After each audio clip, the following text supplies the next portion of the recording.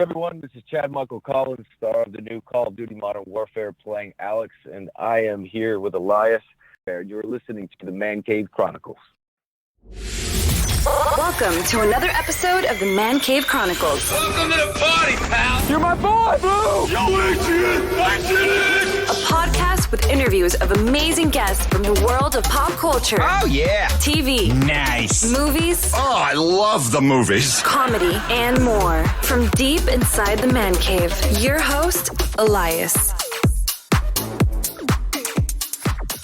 Chad, welcome to the cave. Thank you. Caves are among my favorite places to be, so I'm happy to be in your cave. There you go. How are you, man? What's new with you? Oh, just starting a video game, which is kind of fun and awesome and new and different and cool. Yeah, you've been busy the last few years, huh? I like to give the illusion that I'm busy, even when I'm not busy, just because, appearances. There you go. Yeah. Well, like I said, you've been busy. You've done a few sniper movies. You've done various TV shows, and now, of course, the lead character in Call of Duty. And we'll talk about that. Real quick, where are you originally from? I'm originally from upstate New York, the Albany area, small town west of Albany, about 2,500 people, called Canajoharie, New York. How was it growing up there? Very rural. It's the country, man, and upstate New York has beautiful country. Anybody who's been there knows that. Dairy farms and hills and mountains and forests and streams, and so I grew up very much a country boy. What were you into growing up as a kid? Were you mostly an outdoor kid? Yeah, I was always outside. That whole shirtless, shoeless thing as a kid, just running around free, waging a lot of G.I. Joe battles in the creek behind my house, BB guns, shooting 22s, and, just playing a lot of sports, steady all-American diet of football, basketball, baseball. Oh, wow. All the way up until I left school. So, yeah, it was great. It was a charming upbringing, and having shoveled a lot of manure and baled a lot of hay, I quickly realized what I didn't want to do for the rest of my life. So that was very educational. Yeah. Well, growing up, did you have any idea that you wanted to get into the acting world? Not even an inkling, man. I never did an ounce of theater. I was never in the drama club. Excuse me. I was, always into geeky stuff, nerdy stuff. I've been reading comics since I basically learned how to read, and Nintendo and Super Nintendo and all the way up through. So I've always been into my Lord of the Rings novels and my Dragonlance, Dungeons and Dragons books. So everything kind of nerdy, Star Trek Generation, X-Files, I was really, really into it. And it was all juxtaposed with being a total sports junkie. Yeah. So how did you transition how did you get into the acting world? It's a move to LA. I went to Ithaca College in upstate New York, and I was a journalism major, and they had a really great, wonderful kind of LA-based internship program. So I did that my senior year of college. I came out, and I made myself invaluable with a small boutique entertainment PR firm called JDS. And I ended up getting a job there right away after the internship. Became Jay Schwartz's this publicist assistant, and I worked there for 12 years. And just working in LA, working in entertainment, eventually the seed was planted enough, and I decided to give some acting classes a shot. And, here we are. Was your plan always to move to LA after you were done with school? I figured, I grew up in a small town, so the two obvious choices for me were, well, New York City, that's 3 hours away, or LA kind of sounds nicer. I'm not much of a city guy, and, obviously with my upbringing, growing up a country boy, I still drive a pickup truck, so LA was always much more ideal for me, being outdoors year round, and the city feels less like a city at times and just kind of a sprawl. Yeah. And so, you can leave. You're an hour away from the ocean, you're 2 hours away from a mountaintop. You can get down to Mexico in 2 hours. So this place had a lot more appeal than the Big Apple. Do you enjoy the city now more, or are you outside the city? Yeah, I'm right in the heart of LA here, close to Burbank in California. I love it, man. I've been here for, gosh, I feel like once you hit 10 years, you just stop doing the math, but I've been here for, it seems like forever. So, but I love this city. It's so rich. There's so many things to do and see. Really, really great people. It's a city of transplants. So you can always really find your own tribe no matter what you're into. I've got my Dungeons and Dragons group here. I've got my guys that I've been playing in basketball leagues with over here for over a decade. My gym and my boxing and, Griffith Park for hiking. And I've got, a little bit of, that clique, that group, that tribe for everything you're into out here, which I love. Wow. So when you started getting the acting classes and you started going out for auditions and everything, what was your first gig that you got?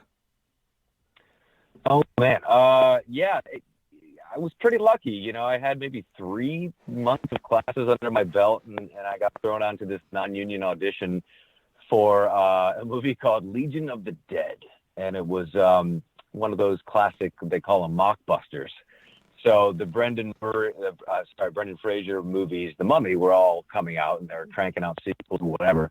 And there's this really great production company called Xylem of Sharknado fame and Z Nation on Sci-Fi, and they would do these mockbuster movies. They do like a low-budget version of whatever massive studio film was out there. And so that was my first lead acting role, was starring in Legion of the Dead way back in the day. Wow. Yeah. And what was that movie about? Do you remember?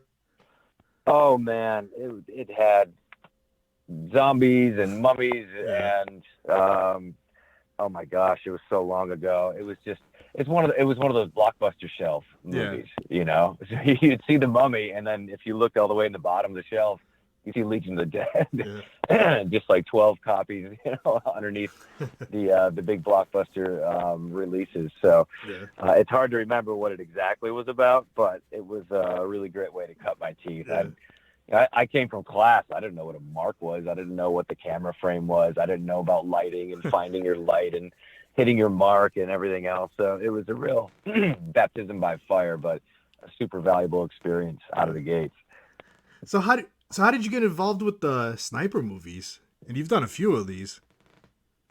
I've done 4. I've done 4, and we're talking about doing another one for next year. The sniper movies have been a really great blessing in my career. I lucked into a lead role on a movie called Lake Placid 2, and early on in my career. And the producers of that, Sony was the co-producer of that, and the producer of that wanted to reboot the franchise, so the Sniper franchise. And they had done 3 movies with Tom Berenger, mostly, and Billy Zane. Yeah. And I remember I grew up. Exactly. My next question was going to be like, I remember renting those movies on VHS. Yeah. Yeah, and I remember, when we first got cable, which is a big deal when I was in high school, living all the way out in the countryside, like TBS, TNT, all these stations would play that movie, the original Sniper movie, like on repeat. I just remember loving that movie so much. So full circle, when I did this Lake Placid 2 movie, the producer for Sony, who wanted to reboot the Sniper franchise, thought of me just because he thought I looked like a ringer from Tom Berenger. I just did a movie of his.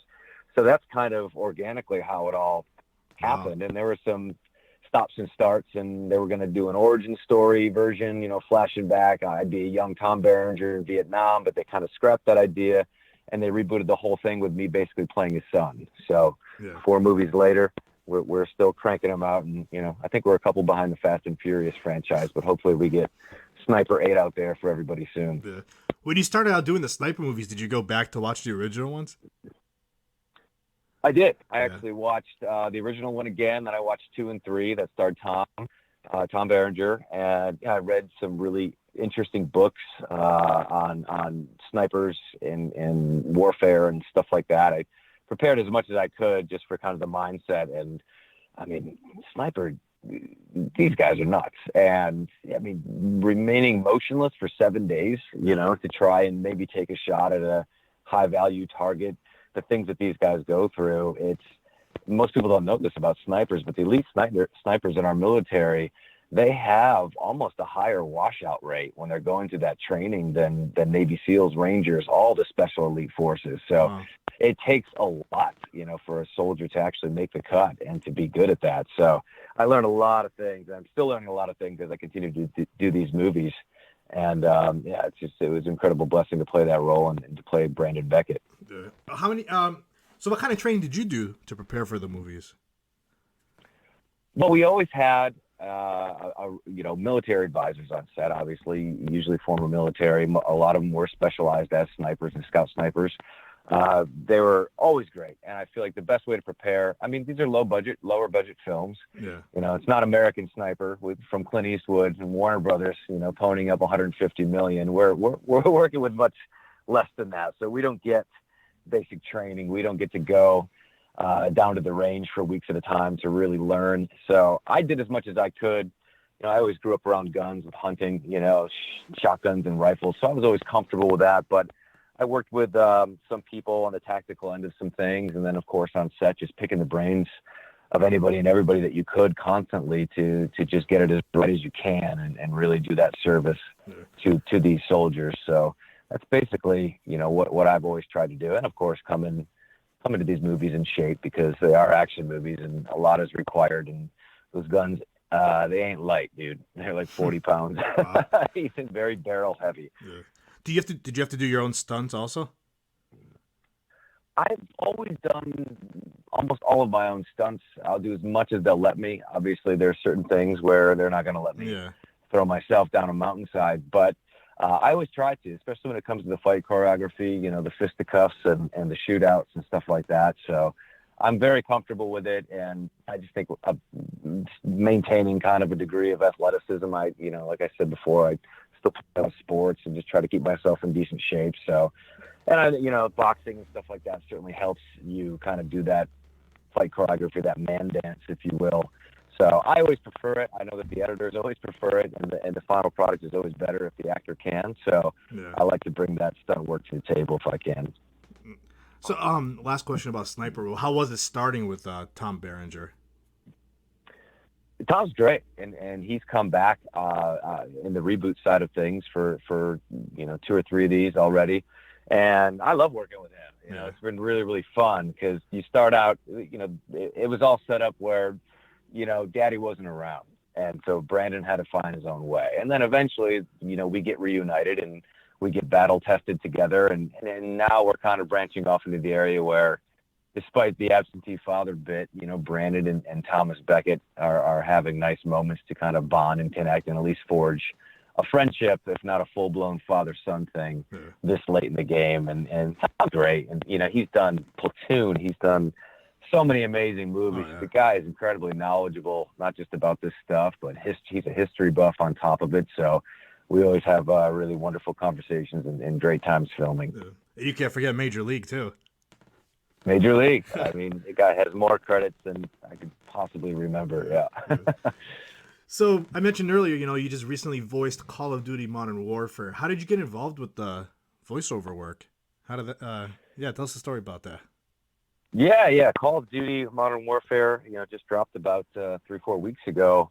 It was more than voiceovers. It was a full motion capture, full performance capture. I played the character of Alex, aka Echo 3-1, and so the whole character is me. The looks, the voice, obviously, the movements, everything, and you see in that game is basically something that I got to originate, which is a lot of fun. And it came just as a regular audition. Yeah. And what's interesting is the video game industry.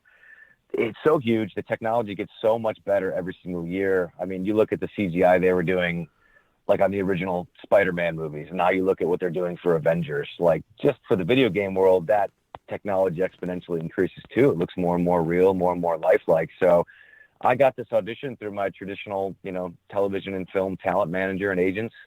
And because what I found out really quickly was they can't get by with just using voiceover actors for these video games anymore. It's too real. They need someone who can do it all. The look, the voice, the movement, everything else. So that's how it came to me. And, 6 months after auditioning for that thing, I got the call and I was hired to come aboard and play Alex. Wow. Now, did you ever play the Call of Duty games before? I did. Yeah. I played the Modern Warfare franchise in particular. I remember playing those back in the day when they first came out. And when I found out that I booked this new kind of soft reboot of Modern Warfare, I went back and played all 3 of them again. as well as a couple of other titles just to kind of familiarize myself with it. But I've always loved them. I mean, they've always been some of my favorite kind of first-person shooter games. So it was, you can imagine my excitement when I got to come aboard and play a character and play myself. How long did it take to do this whole game? And tell us like about a day of like how long were you on set doing this? Yeah, so last summer is kind of when I had the audition, and when I got the word, I started with a series of scans. We would go down to Activision and Blur Studios and all the other amazing people involved with this project, and they would scan everything. They would scan, everything from dental impressions to, me sounding out A-E-I-O-U, smiling, frowning, angry face. They would take 125 different cues and just have that in their system for any time that would arise in the game. And then we finally got to filming, and, we would shoot maybe 3 to 4 days, about every month and a half. So it was very piecemeal. And I don't think we wrapped, until, May or June when we were finally done with the last bit of extra voiceover we had to do. So it was about a year and a half total and about a year of actual filming, just piece by piece, scene by scene, mission by mission. Yeah. So how does the whole, like I've seen videos online, everything. Do you have like all these cables and wires hooked up to you when you're doing certain moves? Yeah. In general, you're always in, the mocap suit, which is a head-to-toe spandex outfit. They stick all these kind of glowing metallic balls all over your body to capture all your points of articulation and your movement. On your face, they will do the same thing with these kind of black dots they'll put over to even just catch your tiniest micro expression. And then they stick a helmet on you with a camera rig facing back in towards your actual face. So that's kind of our day-to-day setup. And of course you're wearing a rig with batteries and cables and microphone wires and everything else too. So that was kind of our outfit every time for filming, which is certainly not as flattering as Alex's final outfit from the game, for sure. Yeah.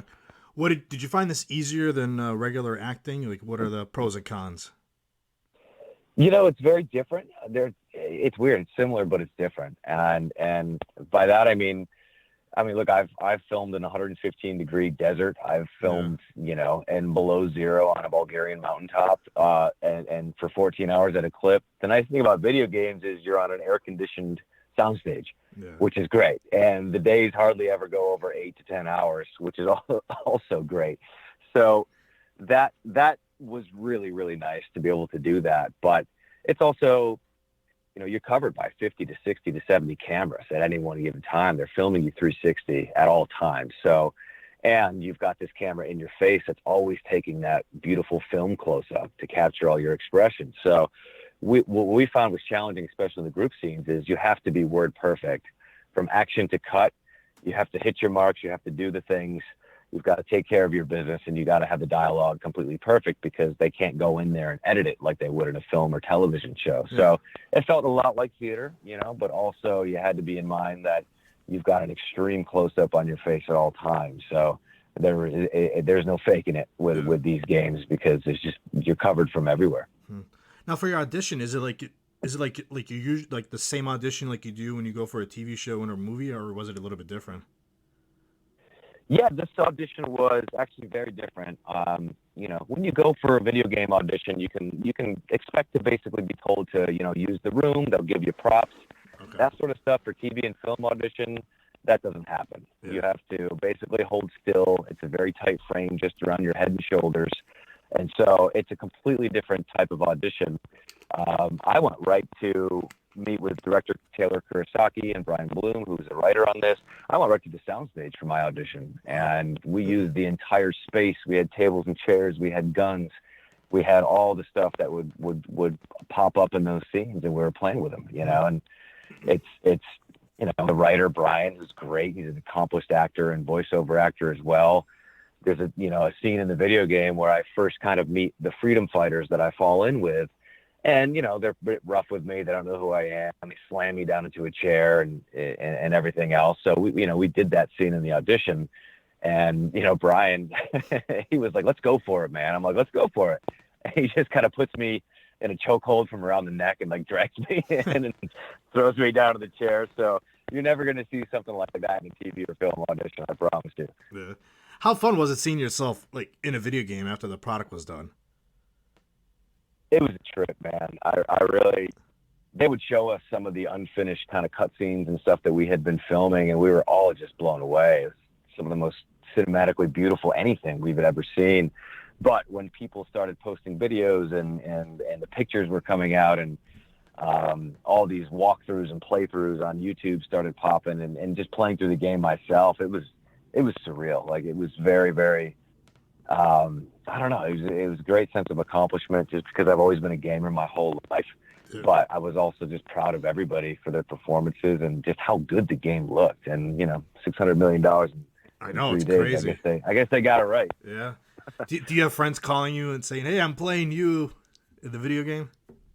Yes, I have. I've gotten a lot of invites to come stream and play multiplayer, all things that I am not well versed in. So I'm going to give myself that tutorial very, very soon here so I can do that. But I think that's the cool thing. I've got young cousins. I've got, age ranges 12 to 14 to 16, high school, early college. Yeah. I've got friends I went to high school with, and all of them play. And you kind of lose sight of how ubiquitous, how huge these Call of Duty games are. Everybody plays these things, and everybody's aware of them. I was not able to say anything about being in this game for well over a year, but when people were like, hey, what are you doing? What's going on? What are you doing right now? I'd be like, oh, I'm shooting a role in a really cool video game.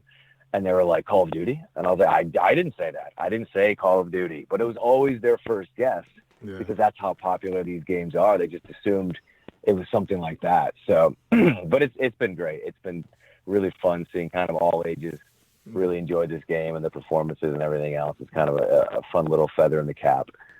Would you ever do it again? In a heartbeat, for sure. I don't know what lies in store for the character that I play, but I hope there's some way, shape, or form I could come back. I'd love to keep doing the Modern Warfare series, but video game stuff is it's fun in general. I just read an article that came out in the Hollywood Reporter the other day, and it talked to Norman Reedus, it talked to Keanu Reeves, John Bernthal, it talked to all these heavy hitter actors who are saying yes more and more to video games because they say it's the most creative, art, platform they've ever really had to work in. Yeah. And the games, you can just tell unbelievable epic stories and just provide these kind of interactive movies for people that are so immersive, and you're finding more and more actors just really want to get in on this action for that reason. So it's a really fun experience.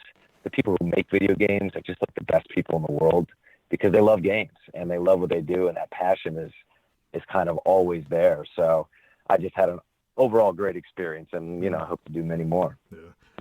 So what's next for you now that this is all done? What is next? Well, I actually just found out that I have a holiday movie out right now called The Christmas Cabin, streaming on Amazon Prime for free for anybody who likes to watch that stuff this time of year. I average about one kind of like rom-com, feel-good holiday movie a year, which I think is great. It kind of balances out the headshot soldier sniper type roles that I play, which is cool. And nobody in my family has to leave the room when those movies are on, which is great. But yeah, I was in the season finale of Creepshow recently, which was really well received, and they got a season 2 pickup, so that show's doing really well. And like I said before, I can't say much, but it looks like we might have another sniper movie for audiences around the world come 2020. So hopefully that stays on course, and we drop another one of those. Do you have like a dream role you want to play someday? Dream role. Something comic book related, for sure. It's there's so many comic properties and titles and movies and shows out there now. It's kind of been head scratching that it's eluded me thus far, just because it's like the one reason I got into this whole racket was to do stuff like that. I mean, I love the military stuff. I love the sci-fi stuff, but my heart has always been with comic books and fantasy and stuff like that. And since I'm probably not going to, be playing Conan the Barbarian anytime soon, we'll have to lean into the comic book stuff and hope that there's some obscure enough hero out there that I would be able to suit up as one day. There you go. So we will see, but it's on the bucket list. There you go. So, lastly, how can the listeners find you on social media? Yeah, I love engaging with all walks on social media, and it's been really fun to do that with the Call of Duty crowd. But Twitter and Instagram, it's Collins Chad M, and Facebook is Chad Michael Collins on Facebook. So please drop a line, say hi, and let me know what you thought of the game, and it'd be fun to connect with more people over this stuff. It's really it's been awesome to talk Call of Duty with so many people around the world. That's great. Chad, thank you for coming on. This was a blast. Thanks a lot. I appreciate it. Bravo team is back for an encore. Another day, another hard-fought war. Defending the free world is a tall order, but that's the duty we've all been called for. We're coming in strong, not gonna knock doors. Preaching clear what you even got a lock for. There comes a time to draw the line, and there's no denying that I'm gonna cross yours. Squad leader, and I got the vision. Now we're going dark, and then you're going missing. We're covered by night, so be silent and listen. But you own your shit till we finish our mission. You're scared of the boogeyman, cause he exists. He'll light up a cigar, then you're gonna get lit. Regret, I never been encumbered with it. Cause when I make a decision, I'm running with it. People see the world in black or white, but have you crossed that line before? You'll end up dead unless you have to fight. But either way, you're gonna pay the price of war.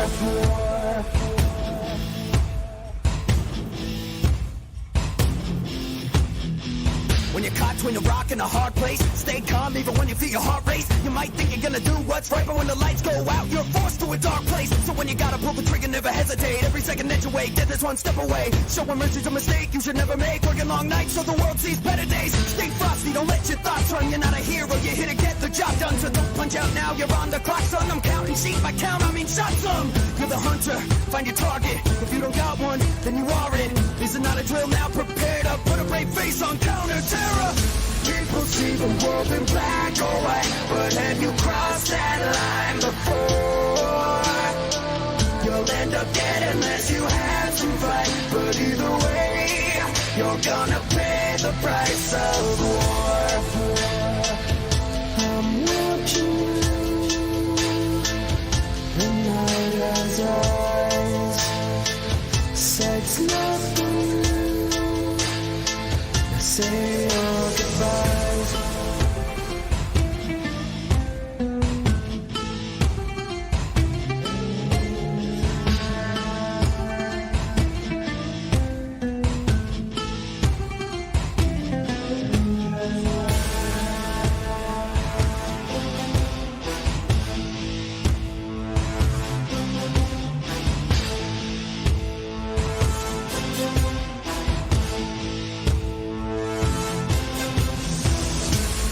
See the world in black or white, but have you crossed that line before?